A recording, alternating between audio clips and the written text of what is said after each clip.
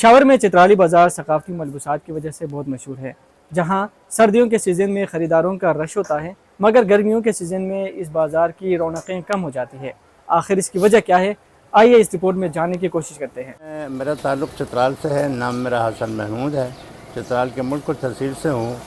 اور میں غالباً 1970 سے یہاں پر یہ کام کر رہا ہوں۔ ہاں ظاہری بات ہے وہ اس لیے کہ اون کا کام ہے ہمارا، یہاں پر جو کام کرتے ہیں یہ اون کا کام ہے، چادریں ہوئیں، واسکٹیں ہوئیں اور یہ ٹوپیاں ہوئیں، یہ ساری چیزیں اون سے بنتے ہیں۔ اون تو گرمی میں استعمال نہیں ہوتا کیونکہ وہ گرم ہوتا ہے، تو لہٰذا گرمیوں میں ہم لوگ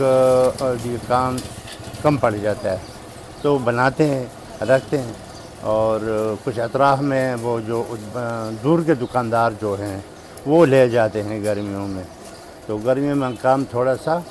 سست پڑ جاتا ہے۔ سر یہ ہے نا کہ وہ گاؤں، ہمارے گاؤں میں یہ 4 5 6 مہینے گاؤں بھی خوبصورت ہے، ان کے چھٹیاں بھی ہوتے ہیں اور لڑکے جو کام کرتے ہیں وہ اپنے گاؤں میں ذمہ داری کے کام جو ہے وہ بھی کر لیتے ہیں، تو سردیوں میں یہاں کر وہ یہ کام کرتے ہیں۔ چترالی صدر انجمن تاجران جی چترالی بازار کا میں صدر ہوں۔ چترالی بازار جہاں تک دیکھا جائے تو اس کی بہت پرانی اس کی ہسٹری ہے اور یہ کم از کم 100 سال یا 90 سال اس کی ٹوٹل اس بازار کی میں کہہ سکتا ہوں کہ اس کی تاریخ ہے، جو پاکستان بننے سے پہلے یہاں پر قائم ہوئی۔ عمومی طور پر ہمارے بازار کا تعلق جو آئٹم، جو ورائٹی یہاں بنتی ہے، جو مصنوعات ہے، وہ تقریباً سردیوں